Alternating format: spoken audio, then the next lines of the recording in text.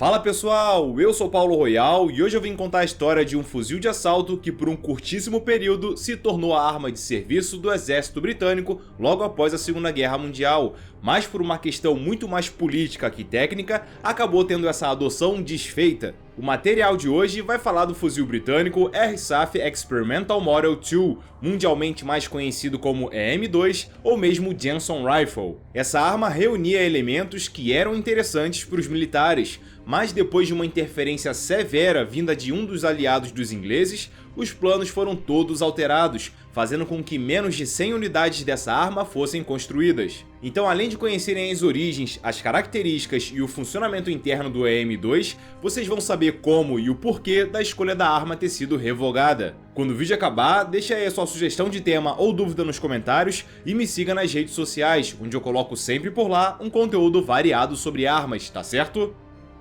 Meus amigos, a origem da nossa arma de hoje vem do ano de 1945, logo após o término da Segunda Guerra Mundial, quando as Forças Armadas Britânicas buscavam um armamento mais moderno e com fogo seletivo que substituísse os modelos que até então eram usados pelas suas tropas. Mais especificamente, eu me refiro ao fuzil de serviço Enfield No. 4, a submetralhadora Sten e a metralhadora Levy Bren.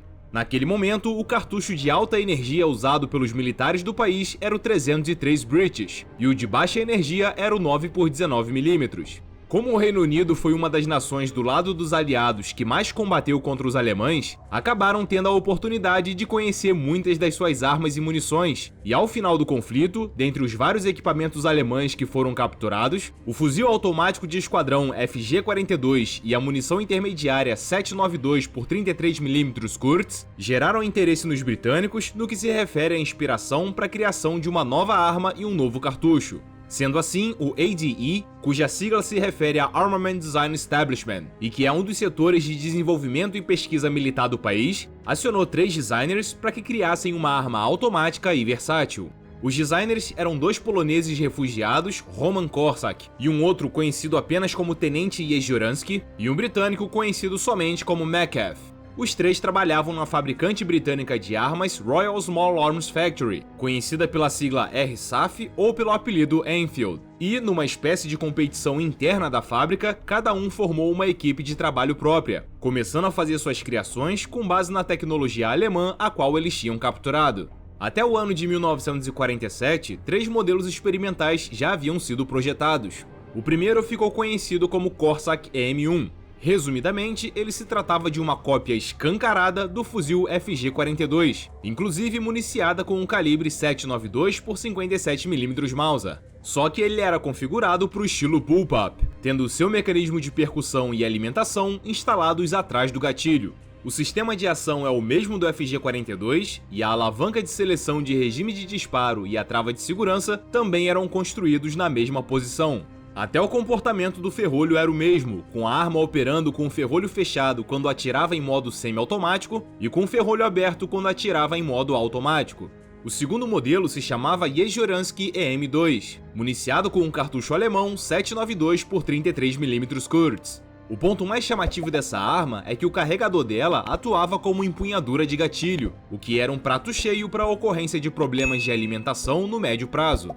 O terceiro protótipo se chamava Metcalf EM3, também municiado com 7.92 por 33mm Kurz. Ele parece uma espécie de evolução do protótipo anterior, mas com um conjunto de miras e um guarda-mão mais aprimorados. Simultaneamente à criação desse novo fuzil, o exército montou um grupo de trabalho chamado SACP, uma sigla referente ao Small Arms Caliber Panel, para desenvolver um cartucho intermediário que municiaria a arma vencedora. O objetivo era que o cartucho tivesse um projétil de alta precisão, com um alcance operacional de 550 metros e uma massa de 130 grains. No final de 1947, os estudos foram finalizados, e o cartucho designado como 280 British foi apresentado. No sistema métrico, o seu calibre é o 7,2 por 43mm, e o seu projétil padrão de fato tem 130 grains de massa. Em testes balísticos de laboratório, o cartucho, obviamente, se mostrou muito superior ao pequeno 9x19mm, mas também ao seu concorrente alemão 7.92 por 33mm Kurz, o que animou bastante os britânicos. Nesse primeiro momento, as Forças Armadas da Bélgica também enxergavam um bom potencial nessa munição e começaram a desenvolver um fuzil que usasse esse calibre. A imagem que está aparecendo agora mostra a primeira versão experimental do fuzil FN-FAL, que usava o 280 British. Mais adiante eu volto para falar quando esse fuzil interage com a história do EM2.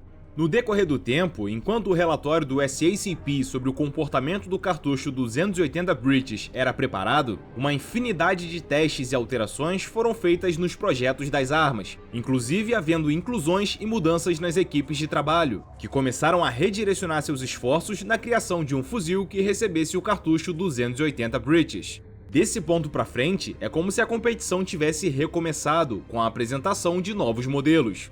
O novo fuzil EM1 agora havia sido desenvolvido pelo designer britânico Stanley Thorpe, e o armamento ficou batizado como Thorpe EM1. O fuzil teve um design inicial, que posteriormente foi modificado com a adição de uma alça de transporte integrada a uma mira ótica sem ampliação. A munição usada em ambos os designs era a 280 British. Já o novo fuzil EM2 foi desenvolvido pelo polonês Kazimierz Stefan Januszewski, que se naturalizou britânico e mudou seu nome para Stefan Kenneth Jensen. Sendo assim, o fuzil ficou conhecido como Jensen EM2. O desenho da metade posterior da arma lembrava o novo EM1, mas as duas principais diferenças externas eram o formato do guarda-mão e a alteração da alça de transporte que segurava a mira ótica. Essa, aliás, permaneceu no mesmo estilo. O calibre desse EM2 também era o 280 British. O novo modelo EM3 agora era chamado Hall EM3, sendo municiado com um calibre 303 British. Esse protótipo foi criado pelo tenente-coronel do exército John Eric Mawson Hall, que nasceu na Austrália e se mudou para a Inglaterra para participar do projeto. O fuzil, que nunca chegou a ser construído, atiraria somente em modo semiautomático, tendo um carregador com capacidade para apenas 10 cartuchos. O ponto mais curioso nessa arma é que a sua janela de ejeção ficava localizada na parte de cima da soleira da coronha, então quando o estojo precisasse ser ejetado, ele seria lançado para trás, voando por cima do ombro do atirador. Por fim, teve outro modelo que também não chegou a ser produzido, mas foi analisado como um possível competidor, o Birney EM4, cuja patente foi oficializada em 1945, mas o armamento só foi inscrito nessa segunda fase da competição, em 1948. O fuzil era uma criação do britânico Charles Dennistoun Birney, e além da ausência de uma empunhadura de gatilho, onde o atirador teria que apoiar a mão na face frontal da coronha para poder atirar, a munição da arma era bastante exótica, sendo nomeada como 27 Broadway Trust, empresa a qual Charles era o presidente. O estojo da arma, em quase sua totalidade, era perfurado, fazendo com que os gases do tiro expandissem propositalmente na câmara, reduzindo a pressão de funcionamento do cartucho, o que não parecia algo muito interessante para o tipo de projeto que os britânicos buscavam. Os modelos Thorpe EM1 e Jensen EM2, que foram apelidados de Cobra e Mamba, respectivamente, seguiram na disputa, onde as mecânicas internas dessas armas eram diferentes entre si, embora ambas tivessem sido copiadas de armas alemãs. O EM1, por exemplo, imitava parcialmente o fuzil Mauser Gerät 06, também conhecido como STG-45M. Embora essa versão EM1 tivesse um bom comportamento em situações de combate, era desesperadoramente complexo para ser desmontado, tornando seu processo de limpeza muito mais trabalhoso do que um fuzil intermediário deveria oferecer. O curioso nisso é que o próprio Gerät 06 era muito mais simples internamente, mas provavelmente por ser de um estilo bullpup, Stanley Thorpe não conseguiu reproduzir essa simplicidade no seu EM1. Já o EM2 tinha um mecanismo interno semelhante ao encontrado no fuzil Walter-Gewehr 43. A competição foi finalizada em 1951, com o EM2 sendo escolhido o vencedor.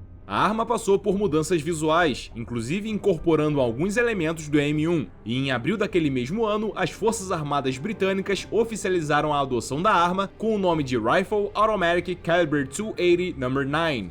Tudo parecia correr perfeitamente bem, e as primeiras unidades do fuzil começavam a ser lentamente fabricadas pela RSAF. Só que com a criação da OTAN em 1949, as potências ocidentais começaram a fazer uma movimentação no sentido de padronizar suas armas de infantaria, e principalmente suas munições. Durante os anos de 1950 e 1951, uma bateria de testes aconteceu em solo americano envolvendo alguns armamentos, e dentre eles estavam o britânico EM2 e o modelo experimental do belga FN-FAL. ambos municiados com o cartucho 280 British. Também foram inscritos os fuzis experimentais americanos T-25 Early Harvey e os Springfield T-44E4 e T-44E5, com esses três sendo municiados com um cartucho experimental de alta energia que vinha sendo estudado naquele momento, batizado como T-65.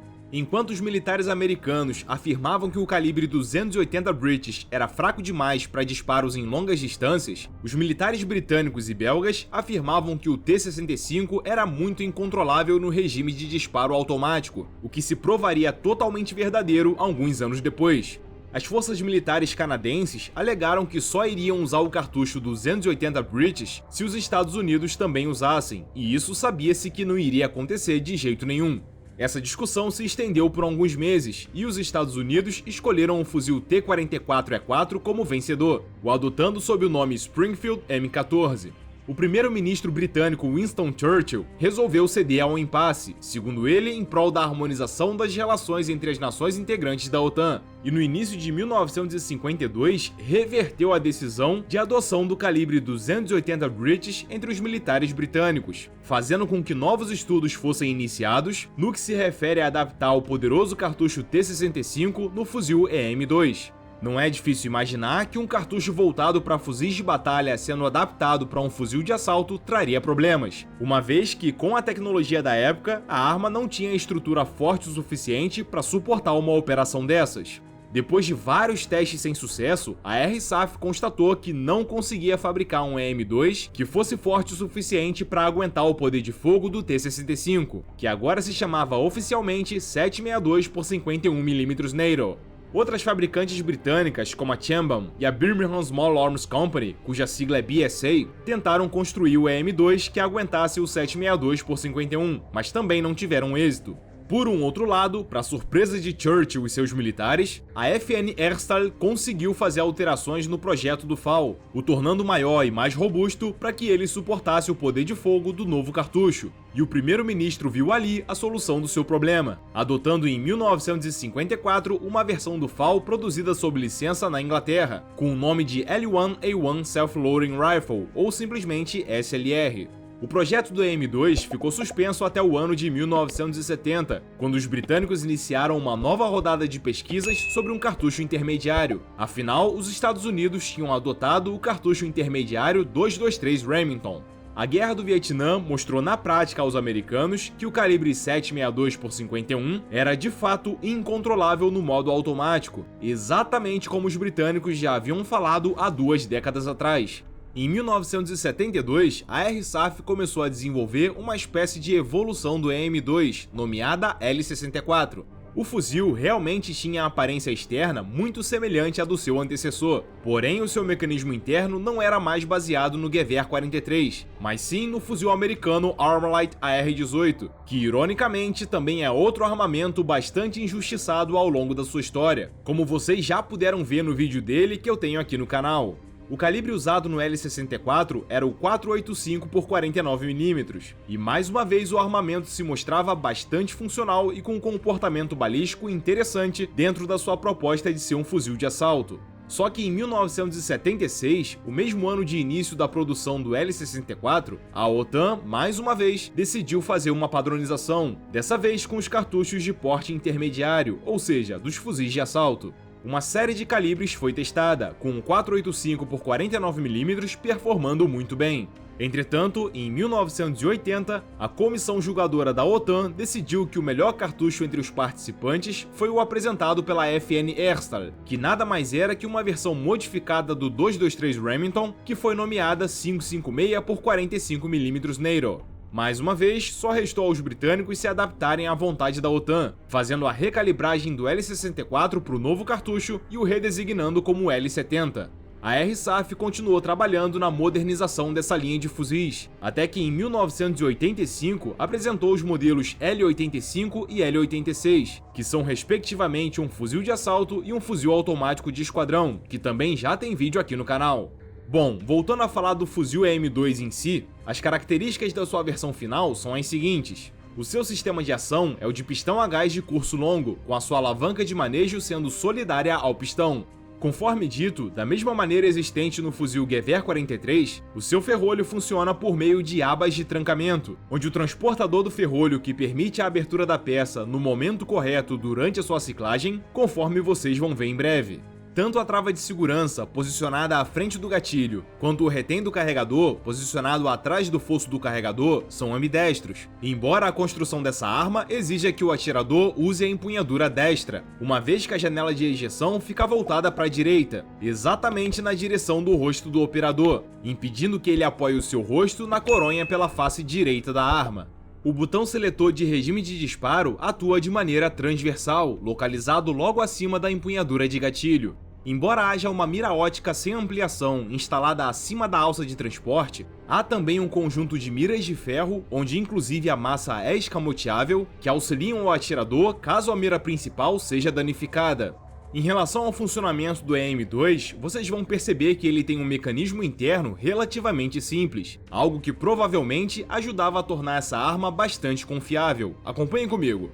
Quando o gatilho é apertado, a sua barra ergue uma ponta da armadilha, enquanto a outra ponta se abaixa, liberando o pino percussor, que avança por ação da sua mola, que expande assim que a armadilha é liberada. Com isso, o percussor acerta a espoleta do cartucho e faz o tiro acontecer. Nessa hora, uma parte dos gases do tiro sobe pelo bloco de gases e empurra o pistão, que está interligado ao transportador do ferrolho e, consequentemente, começa a se deslocar para trás também. Reparem que num certo ponto, o ferrolho fecha as abas de trancamento, liberando o conjunto para que ele se desloque para trás e extraia o estojo da culatra.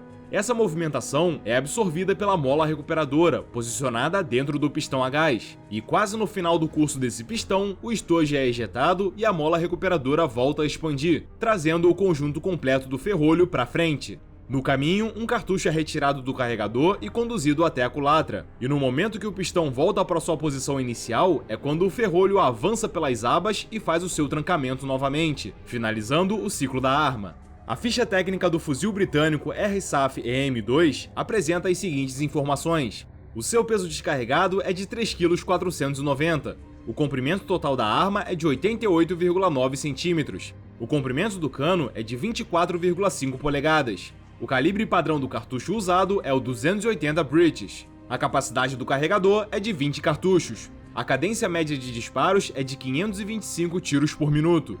A velocidade dos projéteis na saída do cano é de 771 metros por segundo.